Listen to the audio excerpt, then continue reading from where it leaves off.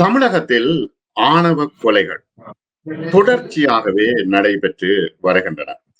இந்த ஆணவ கொலைகளை நிறுத்துவதற்கு யார் பொறுப்பு என்றால் அரசுதான் பொறுப்பு. வேற தனிப்பட்ட மனிதர்களால் ஒன்றுமே செய்ய முடியாது. ஏனெனில் சாதி ரீதியாக பிளவுபட்டு கிடக்கின்ற தமிழகம் மட்டுமல்ல, இந்தியாவும் தான், இலங்கையும் தான். ஆனால் இலங்கையில் இவ்வாறான ஆணவ கொலைகள் நான் கேள்விப்படவில்லை. தமிழகத்தில் தொடர்ச்சியாக இவ்வாறான ஆணவ கொலைகள் நடைபெறுகின்றன. அதற்கு எதிராக கௌசல்யா தொடர்ந்து போராடி வருகின்றார். கிட்டத்தட்ட 10 வருடங்களாக தொடர்ந்து போராடி வருகின்றார். இந்த ஆணவ கொலைகளை நிறுத்த வேண்டும் என்று அரசு மெத்தனமாகவே நடந்து கொள்கிறது. ஒரு கமிஷன் அமைக்கிறது. ஆனால் அதனால் அது இப்ப அரசு நினைத்தால் உடனடியாகவே ஒரு சட்டத்தை போட்டு இதை நிறுத்த முடியும். ஆனால் அரசு அந்த சட்டத்தை போடுவதற்கு தயாராக இல்லை. இவ்வாறான சூழ்நிலையில் அண்மையில் மிக முக்கியமான ஒரு பத்திரிகையாளர் சந்திப்பை கௌசல்யா நடத்தியிருந்தார். அதில் பல விடயங்களை குறிப்பிட்டிருந்தார். ஆகவே கௌசல்யாவோடு இந்த விடயங்கள் தொடர்பாக பேசுவோம். வணக்கம் கௌசல்யா. வணக்கம். சரி, இப்ப என்னன்னா, இப்ப இந்த ஆணவ கொலைகள் தொடர்ச்சியாக நடைபெற்று வருகின்றன. நீங்க 10 வருஷமா இது தொடர்பாக போராடி வருகின்றீர்கள். முக்கியமாக ஷங்கருடைய விஷயத்துல தொடர்ச்சியாக போராடி வருகின்றீர்கள்.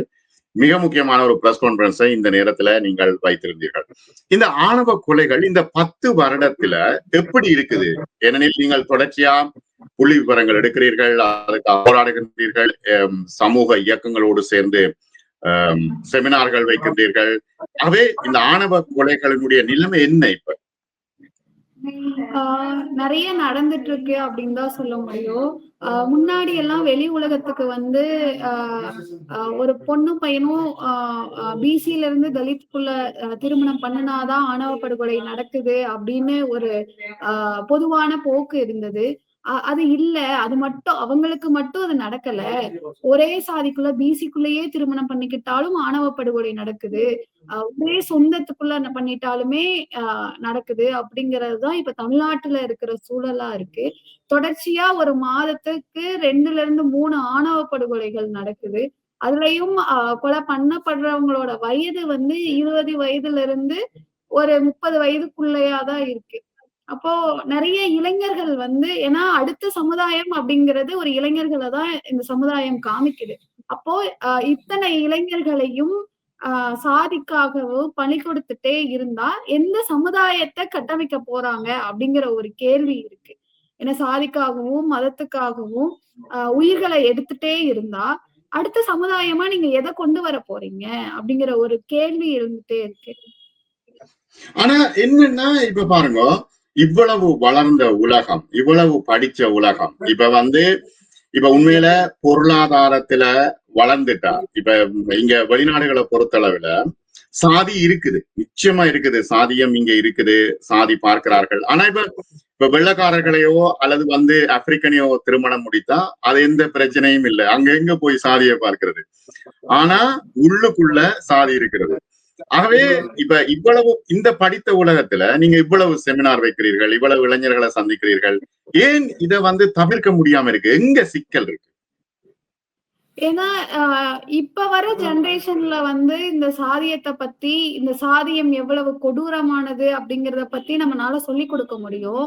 ஆனா ஆல்ரெடி இந்த ஆணவ படுகொலைகள், இந்த கொலைகள் எல்லாம் பண்றவங்க யாரா இருக்காங்க அப்படின்னா ஒரு பெண் பிள்ளையோட இல்ல பையனோட பெற்றோர்களா இருக்காங்க. அப்ப பெற்றோர்கள்னா எந்த வயதுல இருந்து இருக்காங்கன்னு இருக்கு. அவங்க எல்லாருமே ஆல்ரெடி அந்த சாதிய மனப்பான்மையோட ஊறி போய் அதோட ஒன்றி போய் இந்த சமூகத்தோட இறுக்கத்தோடதான் இருக்காங்க. அவங்கள நம்மளால மாற்ற முடியாத சூழல் தான் இங்க நடந்துட்டு இருக்கு. அப்போ அவங்கள மாற்றதை விட்டுட்டு நம்ம அடுத்த ஜெனரேஷனை தான் மாத்திட்டு இருக்கோம். அவங்கள நம்மளால மாத்த முடியல. அப்ப அதனால நமக்கு நிறைய தொடர்ச்சியா ஆணவ படுகொலைகள் நடந்துட்டு இருக்கிறதா நான் நினைக்கிறேன். நீங்க அடுத்த ஜெனரேஷன் காலேஜ்ல சாதி பார்க்கிறார்கள், ஸ்கூல்ல சாதி பார்க்கிறார்கள், அந்த சாதிய கயிறை கட்டி கொண்டு திரிகிறார்கள், யார் என்ன சாதி என்று சொல்லி. மற்ற யூனிவர்சிட்டியில சாதியம் இருக்குது. அப்ப எங்க இளைஞர்களே மாறுற மாதிரி தெரியலையே.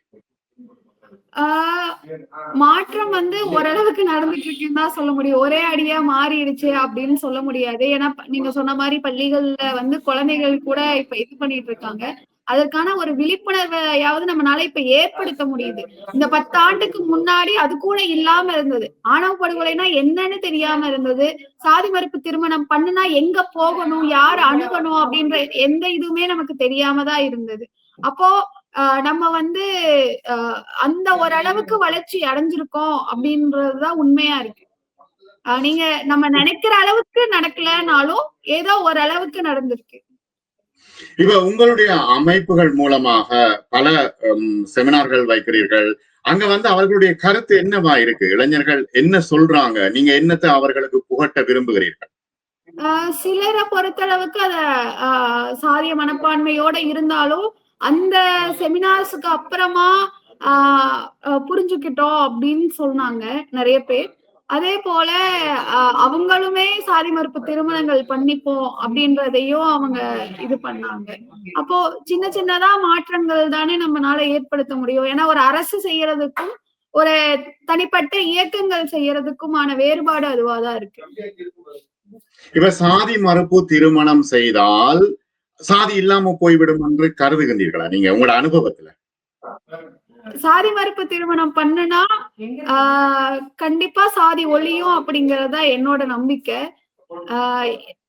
அத அதையும் திரிச்சு அதுக்குள்ளயும் சாதி கொண்டு வர்றதற்கான வாய்ப்புகள் இருக்கு. ஆனா அந்த அளவுக்கு இந்த அளவுக்கு வெறியோட அவங்க இருக்க மாட்டாங்கன்னு நான் நம்புறேன்.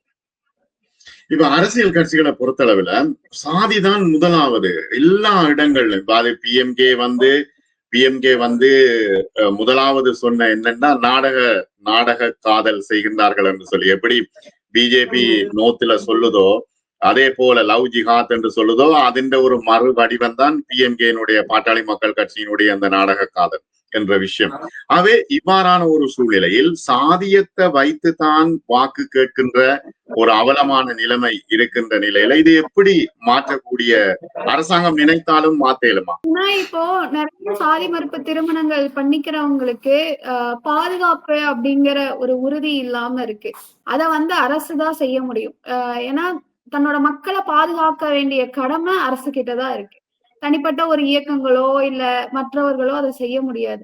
அப்போ ஒரு சாதி மறுப்பு திருமணம் பண்ணிக்கிறாங்க, அவங்களுக்கு உயிருக்கு ஆபத்து இருக்கு அப்படின்னு அவங்க போகும்போது அதற்கான வழிமுறைகளை அவங்க ஏற்படுத்தணும்.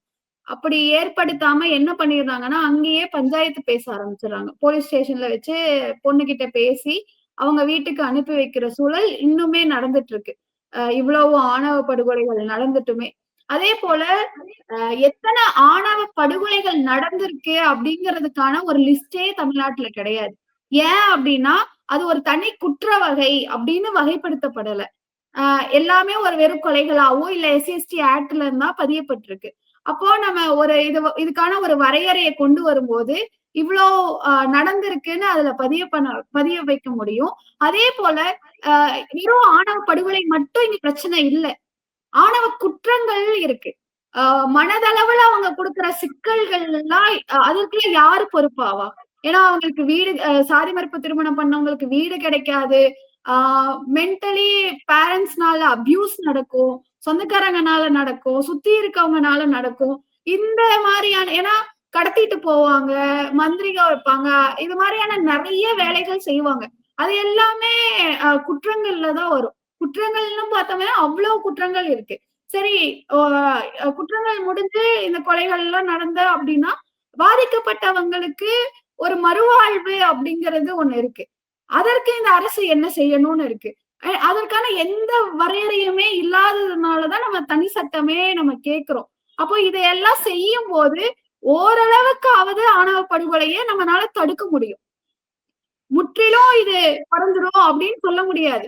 எல்லா மனிதர்களோட மென்டாலிட்டியை நம்ம மாத்தும் போதுதான் ஆணவ படுகொலை முற்றிலும் குறையும். ஆனா இது அவங்களுக்கு ஒரு தடையையாவது ஏற்படுத்தும். ஒரு கொலை பண்ண நினைக்கிறான், ஒரு த்ரெட்டன் பண்றான் அப்படின்னா அவனுக்கு ஒரு தடையை ஏற்படுத்தும் அப்படின்னு நம்ம நம்புறோம்.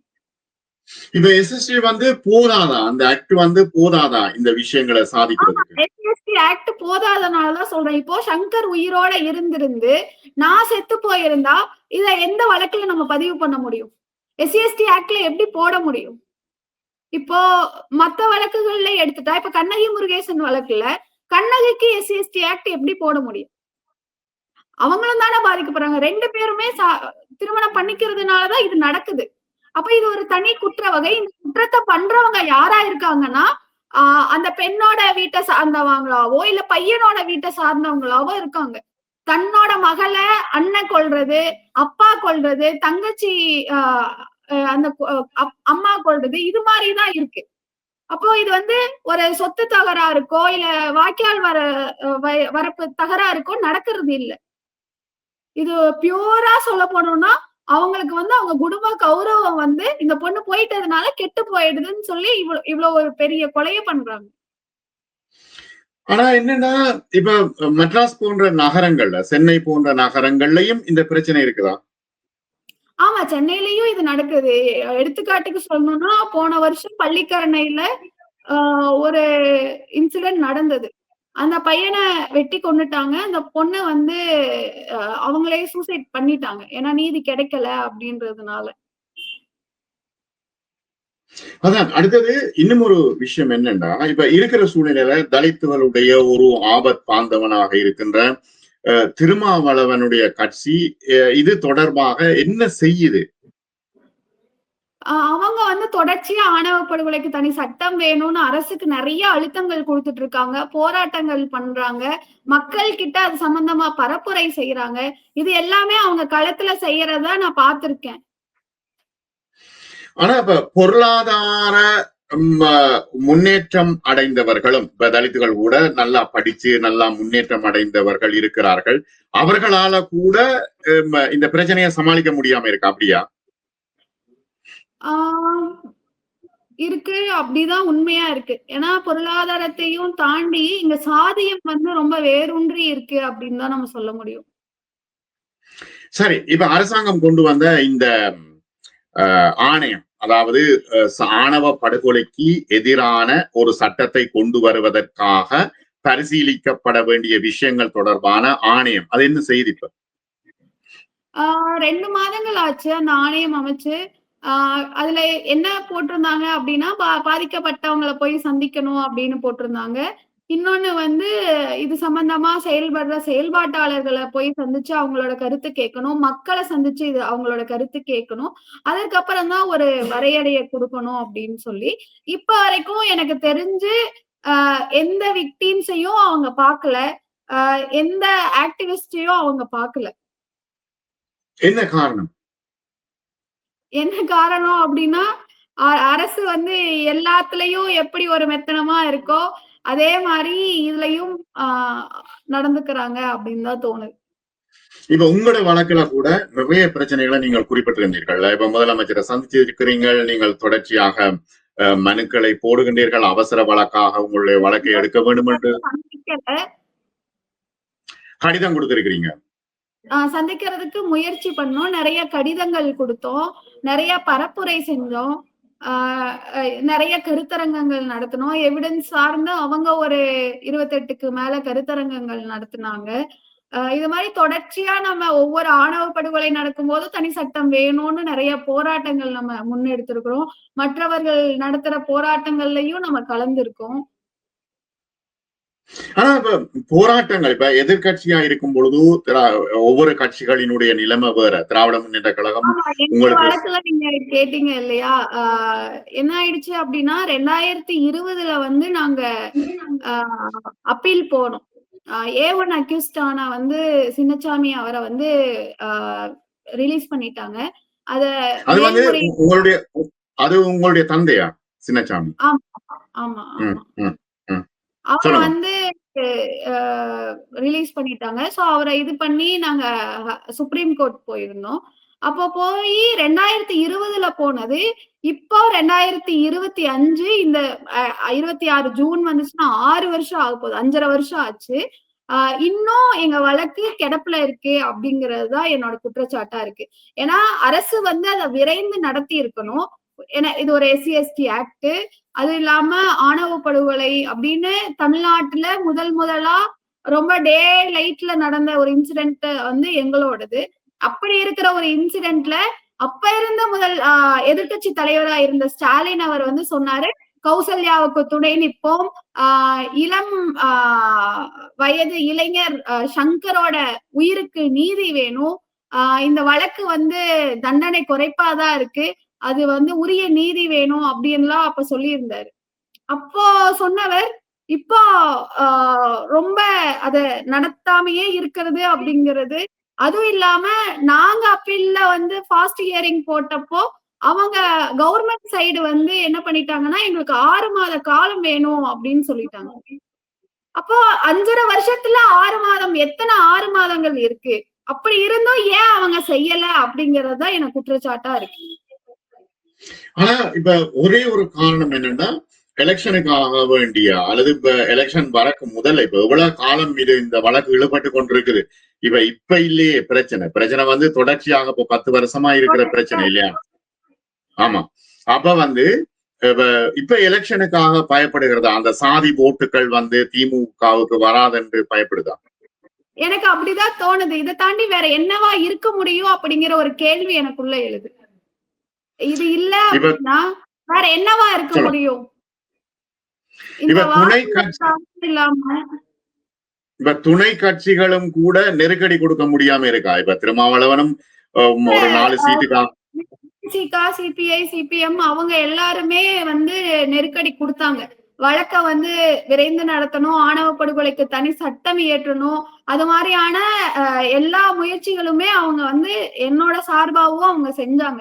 ஆனா இது வந்து தனிப்பட்ட திமுக எடுக்கிற ஒரு நிலைப்பாடாதான் நான் கருதுறேன்.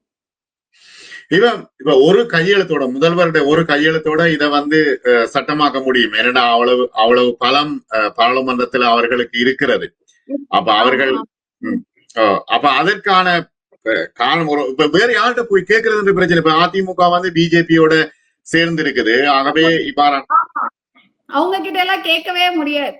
அவங்க வந்து லவ் ஜிகாத்ன்னு சொல்றவங்க கிட்ட போய் நம்ம எப்படி கேட்க முடியும்? லவ்வே ஜிகாத்ன்னு சொல்றவங்க காதலையே அவங்க கிட்ட எல்லாம் நம்ம என்ன போய் கேட்க முடியும்? ஏன்னா அவங்கள சமூக நீதினு சொல்லி நம்ம கிட்ட வந்து நிக்கிறது இல்லையே. இதே திமுகவுக்காக எலெக்ஷன்ல வேலை செஞ்சிருக்கேன் நான். ஆகவே வந்து இப்ப இந்த பிரஸ் கான்ஃபரன்ஸ் வந்து ஒரு ஒரு சலசலப்பை ஏற்படுத்தும் என்று நான் நினைக்கிறேன். இப்ப என்ன எலெக்ஷன் வார காலத்துல கௌசல்யா ஒரு அறிந்த முகம். எங்களோட நோக்கம் அது இல்ல. எங்களுக்கு நீதி வேணுங்கிறது தான் நோக்கம். அந்த சலசலப்பையோ நாளைக்கு பாஜகவுக்கு எதிராக நாங்க போய் களத்துல நிற்போம். அது வந்து திமுகவுக்கான பலன் தான். அப்படி இருக்கும்போது எங்களோட இது வந்து இது இல்ல. எங்களுக்கான கோரிக்கைங்கிறது நீதி வேணுங்கிறது தான் எங்களுக்கான கோரிக்கை. இப்ப வந்து பழைய அனுபவங்கள் இருக்குது. இப்ப எடப்பாடி பழனிசாமி கடைசி நேரத்துல வன்னியருக்கான இடஒதுக்கீட்டை கொடுத்ததன் காரணத்தினால அவர் தோல்வி அடைந்தார் என்ற ஒரு விஷயம் இருக்குது. அதே போல இவர்களும் அப்படி அச்சப்படுகின்றார்கள் என்று நீங்க நினைக்கிறீர்களா? இருக்கலாம். அது தவிர வேற எதுவும் இருக்குமான்னு எனக்கு தெரியல. ஏன்னா சாதி ஓட்டுக்கள் தான் இங்க தமிழ்நாட்டுல அரசியல். ஏன்னா ஒவ்வொரு இடத்துக்கும் எடுத்து பார்த்தோம்னா கோவையில எந்த சாதி அதிகமா இருக்கோ அந்த சாதியை சார்ந்தவங்க தான் நிறுத்துறாங்க. திருப்பூர்ல எந்த சாதி அதிகமா இருக்கோ அந்த சாதியை சேர்ந்தவங்க தான் நிறுத்துறாங்க. தென் மாவட்டங்கள்ல எந்த சாதி அதிகமா இருக்கோ அந்த சாதியை சார்ந்தவங்க தான் நிறுத்துறாங்க. அப்ப சாதியை பார்த்து தானே சீட்டே கொடுக்குறாங்க. அப்ப சாதி ஓட்டுகளுக்கு தானே அவங்க வேல்யூ பண்றாங்க. எங்க சமூக நீதி இருக்கு? அப்ப சமூக நீதியை காப்பாற்றுவோம் என்று திமுக சொல்றது பொய்யா? எனக்கு அப்படிதான் தோணுது. ஏன்னா எனக்கு நீதி கிடைக்கிற வரைக்கும் சமூகத்துல இது மாதிரியான ஆணவ படுகொலைகள் நடந்துட்டு இருக்கிற வரைக்கும் எப்படி வந்து சமூக நீதி சாதி ஒழிப்பு தான் சமூக நீதினு பெரியார் சொல்லியிருக்காரு. அப்ப அதை செய்யாம நீங்க என்ன சாதி ஒழிப்பு சமூக நீதியை பேச முடியும்? இப்ப உங்களோட வழக்குல வந்து இப்ப என்ன நிலைமையில இருக்குது? இப்ப 2 பேர் விடுதலை செய்யப்பட்டிருக்கிறார்கள் இல்லையா? 2 பேர் இல்ல 3 பேர் வந்து ஃபர்ஸ்ட் கீழ் நீதிமன்றத்திலேயே அன்னலட்சுமியும் பாண்டித்துரையும் 2018லயே அவங்க ரிலீஸ் ஆயிட்டாங்க. அதுக்கப்புறம் இவரு 2020ல சின்னசாமி ஆனாரு. அதுல இப்ப அன்னலட்சுமி உயிரோட இல்ல. இவங்க 2 பேர் தான் இருக்காங்க. இவங்களை எதிர்த்துதான் இப்ப மேல்முறையீடு போயிருக்கோம். இப்ப மேல்முறையீடுல அரசு வந்து நமக்கு துணை நின்றுக்கணும். நம்ம கூட சப்போர்ட்டா இருந்திருக்கணும். ஆக்சுவலா அரசு தான் இந்த வழக்கை எடுத்து நடத்தி இருக்கணும். ஆனா நான் அங்க வந்து பாதிக்கப்பட்ட நானே என் வழக்கு நின்னு போராடிட்டு இருக்கிற வேண்டிய சூழல்ல இந்த அரசு என்ன தள்ளி இருக்கு. தொடர்ந்து அடுத்த முயற்சி என்ன செய்யறதா யோசனை உங்களுக்கு? அரசுக்கு அழுத்தம் கொடுத்து இந்த வழக்கை இன்னும் விரைந்து நடத்துறத அப்படிதான் சொல்ல முடியும். இன்னும் விரைவு பெட்டிஷன் போட்டு அந்த ஃபாலோ அப் தான் நம்மளால பண்ண முடியும் கோர்ட்ல. ஆனா ஆட்சி மாற்றம் வந்துச்சுன்னா ஆட்சி மாற்றம் வந்துச்சுன்னா அவன் கிட்ட வந்து இந்த அளவுக்கு கூட நம்மளால கேட்க முடியாது. இப்ப இருக்கிற சூழ்நிலையில இந்த சாதிய பாகுபாடுகள் ஏன்னா தமிழ்நாட்டை பொறுத்த அளவுக்கு வராது அப்படிங்கிற ஒரு நம்பிக்கை இருக்கு. ஆட்சி மாற்றம் வராது அப்படிங்கிற ஒரு நம்பிக்கை இருக்கு. ஏன்னா மக்களுக்கு வந்து பிஜேபி என்னென்ன பண்றான்றது தெரியும். ஆனா இப்ப போற போக்குல ஓகே அரசியல் பலவித மும்முனை போட்டி 4 முனை போட்டி வர போகின்ற ஒரு சூழ்நிலை இருக்கிறது. ஒரு சின்ன ஒரு நேரோ பெர்சன்டேஜ்ல தான் யாராவது வின் பண்ணக்கூடிய ஒரு நிலைமை இருக்கிறது. சரி, இப்ப இந்த சூழ்நிலையில வந்து நிறைவாக நீங்க வந்து இளைஞர்களுக்கு என்ன சொல்ல வருகிறீர்கள்? எனக்கு தெரிஞ்சு நிறைய இளைஞர்கள் வந்து சாதியத்தை கடந்து மனித நேயத்தை வந்து முன்னெடுக்கலாம். அதற்கு துணை நிக்கலாம். அதே போல அவங்க வந்து அரசியலாவும் நிறைய தெளிவு பெறலாம். ஏன்னா எல்லாரும் என்ன நினைச்சிட்டு இருக்காங்க அப்படின்னா அரசியல்னா நமக்கு தேவையில்லை அப்படின்னு நினைச்சிட்டு இருக்காங்க. ஆனா அப்படி இல்லை. நம்மளோட ஒவ்வொரு நலன்லையும் அந்த முடிவுகள் எல்லாமே நம்மளையும் அது பாதிக்கும் அப்படிங்கறதுதான் இங்க இதா இருக்கு. சோ நீங்க எல்லாரும் உற்று கவனிச்சு அரசியல்ல செயல்படணும். அதே போல இந்த சாதியங்களை களைஞ்சு மனிதர்களா சேர்ந்து வாழ்வதற்கான வழிமுறையை தேர்ந்தெடுக்கணும் அப்படிங்கறதுதான் என்னோட கோரிக்கை. மிக நன்றி கௌசல்யா. பல விஷயங்கள் பேசணும். மீண்டும் மற்றும் ஒரு நேர்காணலில் சந்திப்போம். நன்றி. உங்களுக்கு வணக்கம். நன்றி.